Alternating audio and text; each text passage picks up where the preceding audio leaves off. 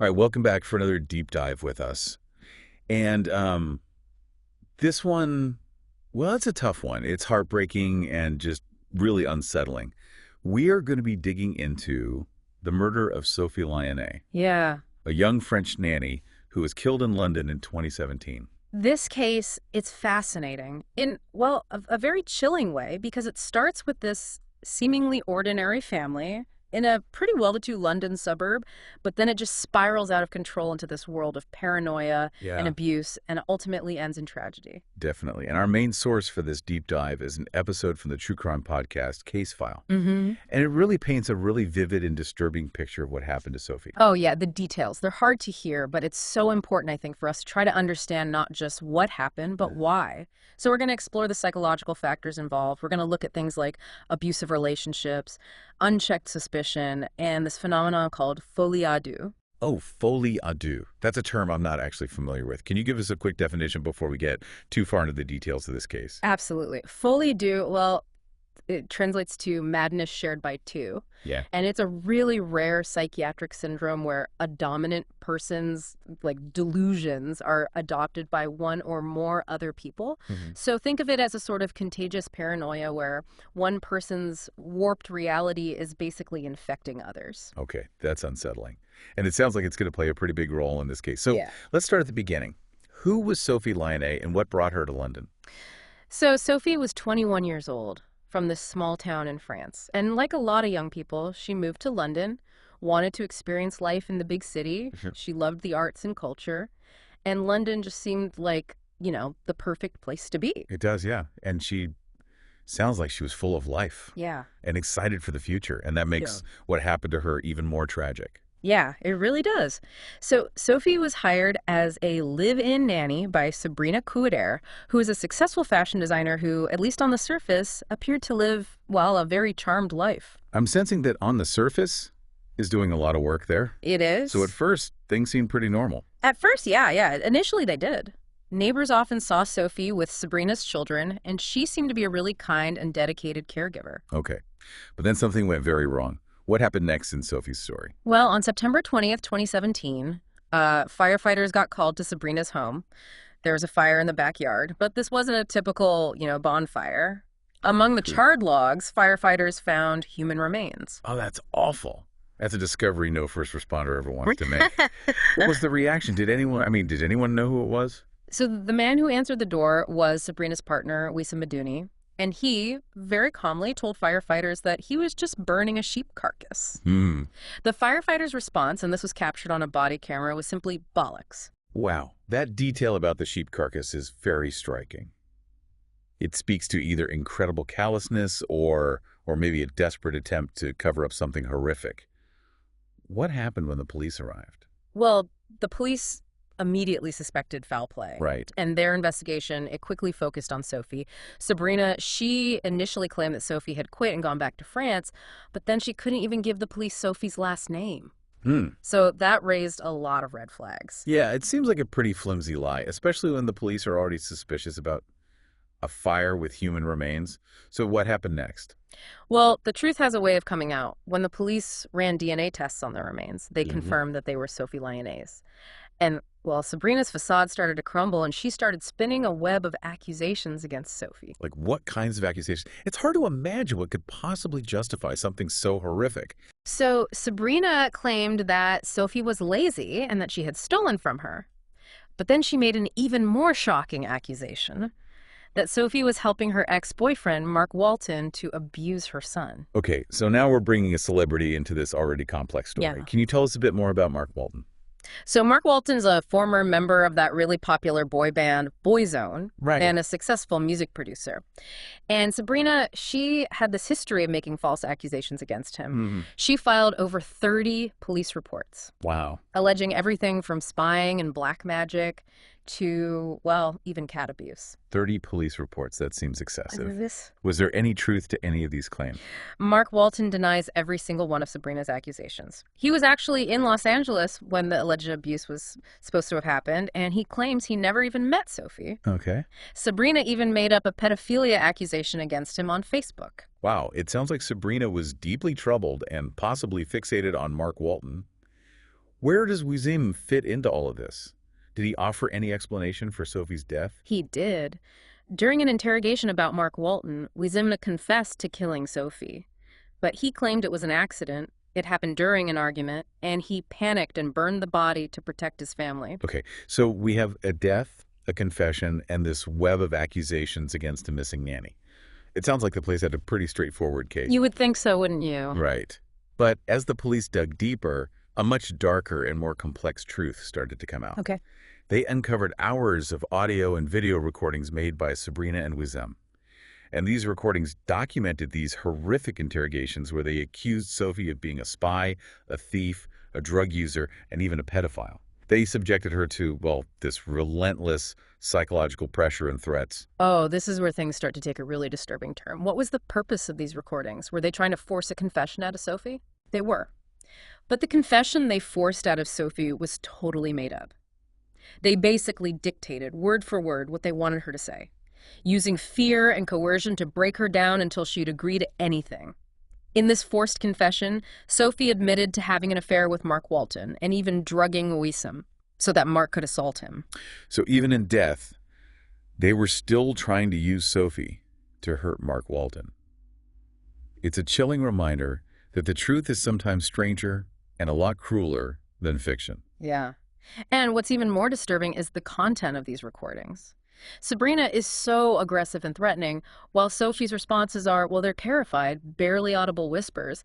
It's clear that she was trapped in a nightmare. Do you want to hear an excerpt? Yeah, I think it's important for us to get a sense of what Sophie was going through. Okay, so this is a short clip from one of the interrogation recordings. Okay. Excerpt plays of Sabrina yelling and Sophie whimpering in response. That was so difficult to listen to. You can just hear the fear in Sophie's voice. It's almost palpable. It makes you wonder, why didn't she just leave? She had said that she wanted to return to France, so why didn't she just pack her bags and go? That's the question that haunts this case. It seems like she was being financially exploited. Sabrina claimed to be paying her, but there's just no evidence of that. Plus, witnesses describe Sabrina yelling at and hitting Sophie. She was isolated, controlled, and just increasingly desperate. So it seems like she was trapped in this cycle of abuse and manipulation. Yeah. Did she ever reach out for help? So the police, they actually found a note written by Sophie that just said, "Why me? I need help to stop them." It's heartbreaking to think of her trapped in that situation, fearing for her life. It really does paint this devastating picture of abuse and control. Yeah.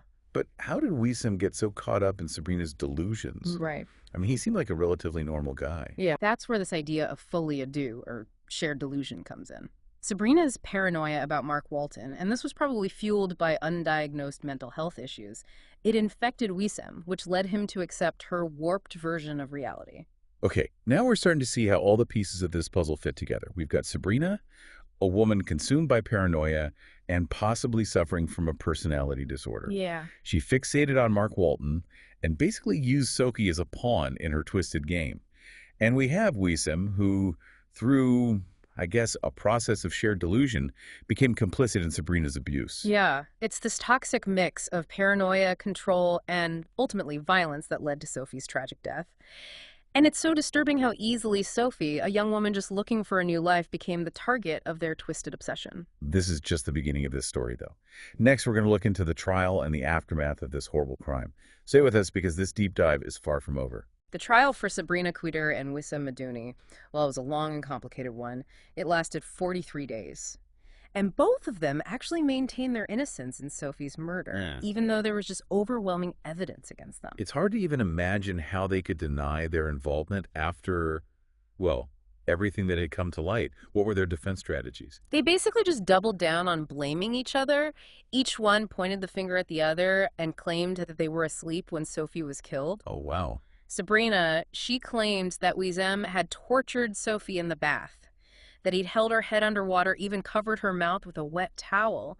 She even went so far as to say that Whisam demanded they have sex near Sophie's body to, and I quote, "mark the occasion." That is a horrific accusation. Was there any evidence at all to support Sabrina's claims? None. Zero. It seemed like a really desperate attempt to just shift the blame, and to kind of paint herself as the victim of Whissam's violence. Right. What was Whissam's version of events? So Whisam testified that Sabrina was the one who actually killed Sophie and then forced him to help cover it up by burning her body. He said he felt disgusted and horrible, Mhm. but he went along with it out of fear and, I guess, some misplaced sense of loyalty.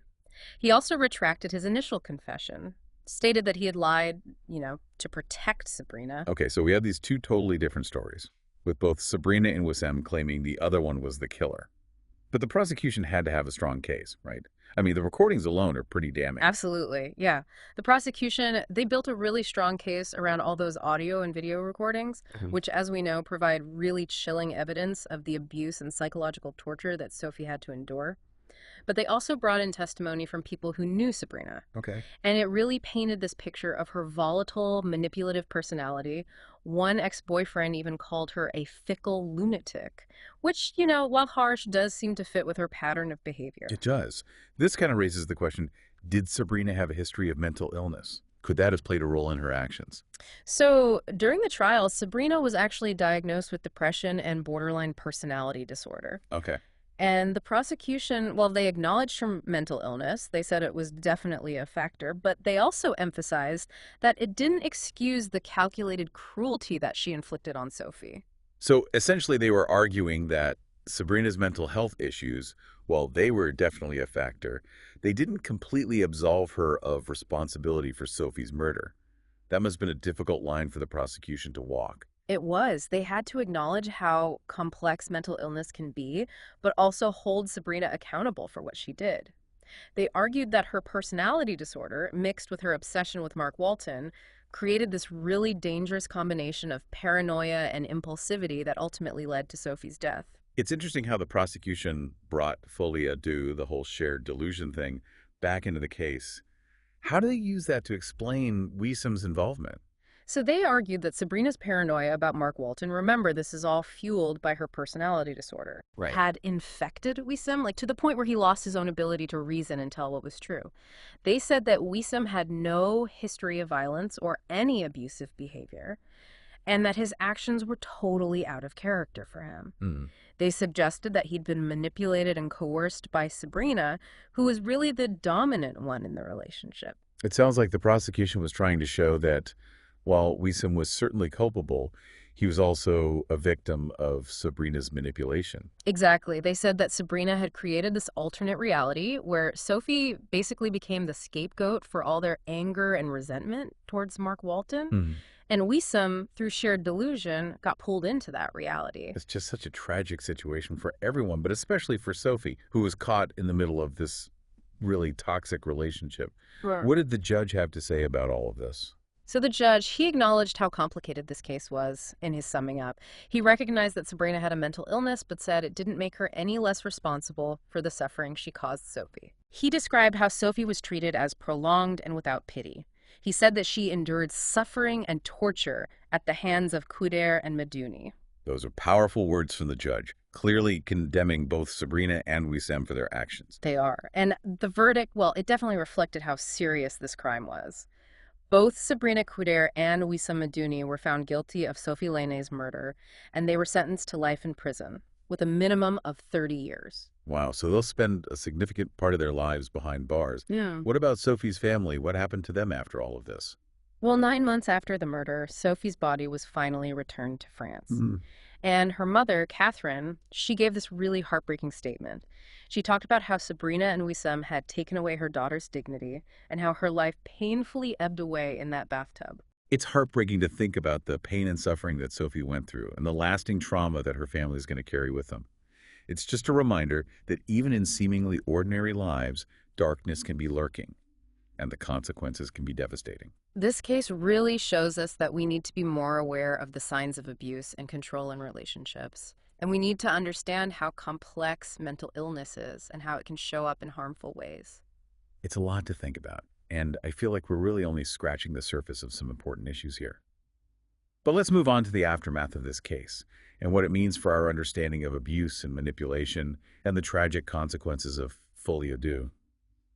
You know, it's hard to believe that someone like Sophie, who seemed so dedicated to those kids, could be so badly mistreated and then murdered by the people who were supposed to be taking care of her. Yeah, it's a reminder that things aren't always what they seem, Right. On the surface, Sabrina and Wissam might have looked like a normal couple, but underneath it all, there was this toxic mix of paranoia and control and violence. Yeah. And Sophie was young in a foreign country. Mhm. Probably felt intimidated by Sabrina Oh, and absolutely. just became an easy target for their manipulation. Hmm. The case file episode really showed how isolated and vulnerable she must have felt in that house. Yeah, and the fact that she didn't reach out to her family or friends for help Right. shows just how much Sabrina and Whisam controlled her life. They took her phone, kept her away from other people, and probably threatened her, Yeah. with really bad things if she disobeyed. It was like they systematically took away her support system and her sense of self. This case really shows how scary coercive control can be. It's a pattern of behaviors that people use to dominate and manipulate their partners, or, in this Mhm. case, an employee. Yeah, And it's often really subtle and sneaky, so it's hard for the victim to even realize what's going on. exactly. Coercive control can involve things like isolating the victim from their friends and family, Hmm. monitoring their communication, controlling their finances, and constantly criticizing or putting them down. It's all about breaking down the victim's self-esteem and making them totally dependent on the abuser. It's chilling to think about how they just broke Sophie down, bit by bit, physically and emotionally, until she was just a shell of her former self. That note she wrote, "Why me? I need help to stop them." It's heartbreaking. Yeah. It just shows how desperate she was. It really does. And, that note is such a powerful reminder of how insidious abuse can be. Victims of coercive control often feel trapped and helpless, and they blame themselves for the situation they're in. Right. Sophie's plea for help just shows how important it is to recognize the warning signs of an abusive relationship and to get support. And I think the whole folie deux thing adds another layer of complexity to this tragedy. Yeah. It's hard to understand how Whisam, who seemingly had no history of violence, could be involved in such awful acts. Well, Sabrina's delusions about Mark Walton, remember, they were fueled by her undiagnosed mental health problems. Basically became a shared reality for Wissem. This is a classic example of folie deux, where one person's paranoia spreads to someone else and leads them to do things they would never normally do. It's as if Wissam was just sucked into Sabrina's paranoia and lost his own ability to think clearly and see the truth. And in the end, Sophie paid the ultimate price for their shared delusion. It's just devastating. It is. This case is a warning about how dangerous unchecked paranoia can be and the terrible impact it can have on innocent people.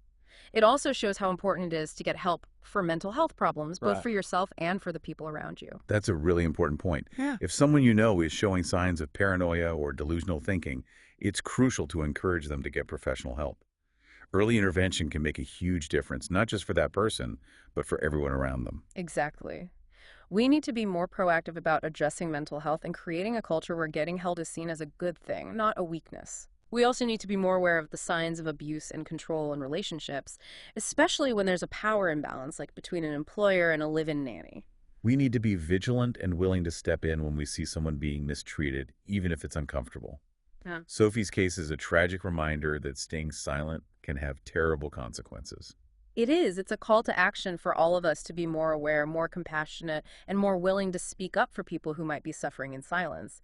We owe it to Sophie and to all victims of abuse to create a world where tragedies like this are less likely to happen. As we wrap up this deep dive into the tragic case of Sophie Leon, it's important to remember her as a young woman who came to London with hopes and dreams, only to have her life cut short. Yeah. Let her story be a reminder to all of us to be more aware, more caring, and more ready to speak out against injustice and abuse. May her memory inspire us to make positive changes in the world. Thank you for joining us on this tough but important deep dive. If you or someone you know is experiencing abuse, please reach out for help. You are not alone. There are resources out there to support you.